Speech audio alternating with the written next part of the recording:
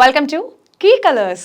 సినిమాలు super star అప్డేట్సే కాదు, మార్కెటింగ్ సీక్రెట్స్ కూడా మీకు చెబుతుంది కీ కలర్స్. మరింకెందుకు, సబ్స్క్రైబ్ చేసేయండి. స్టోరీ స్టార్ట్ చేసేద్దాం.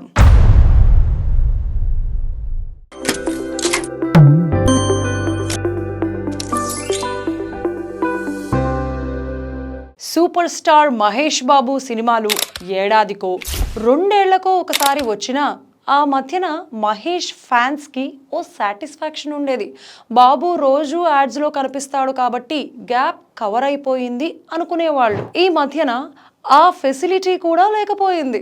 దానికి తోడు ఇప్పుడు కొత్తగా వచ్చి పడిన ఈడీ ఎంక్వైరీ ఇంకాస్త ఎఫెక్ట్ చూపిస్తోంది అనిపిస్తోంది. నిజమేనా? అసలు మహేష్ రూట్ మార్చడానికి కారణం ఏంటి? ఇదిగో ఇలాంటి హడావిడి చూసి, లుక్స్ చూసి అప్పుడే 1.5 years అయిపోయింది. ఇంకెంత కాలం పడుతుందో తెలియదు. రాజమౌళితో మహేష్ బాబు చేస్తున్న సినిమా ఇప్పటి వరకు ఒక స్కెడ్యూల్ మాత్రమే అయ్యింది. షూటింగ్ అంతా పూర్తి కావాలి, ఆ తర్వాత పోస్ట్ ప్రొడక్షన్ అంతా కంప్లీట్ అవ్వాలి. అది కూడా జరిగేసరికి గోదావరికి పుష్కరాలు వచ్చేస్తాయేమో కదా అనిపిస్తోంది.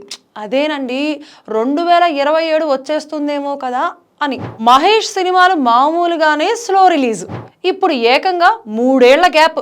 మరి కనిపించేది ఎప్పుడు? ఇంతకు ముందంటే ఓ 3-4 ఏళ్లకు ముందు ఇలా ఉండేది కాదు.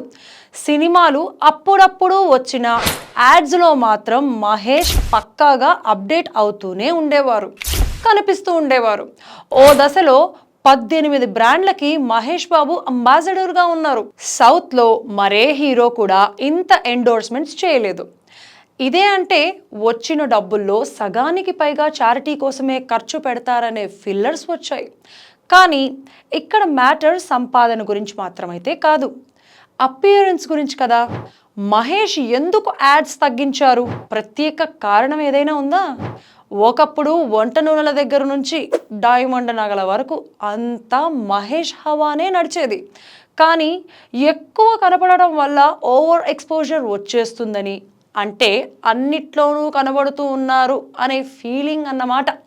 అందుకే యాడ్స్ బాగా తగ్గించారు. దానికి తోడు ఇప్పుడు ఈడీ ఎంక్వైరీ ఒకటి వచ్చి పడింది. రియల్ బ్రాండ్ ప్రమోషన్తో ట్రబుల్. మహేష్కి నోటీసులు ఇచ్చిన ఈడీ. మామూలుగా రియల్ ఎస్టేట్ లాంటి ప్రాజెక్టుల విషయంలో తరచుగా ఇలాంటి ఇష్యూస్ వస్తూనే ఉంటాయి.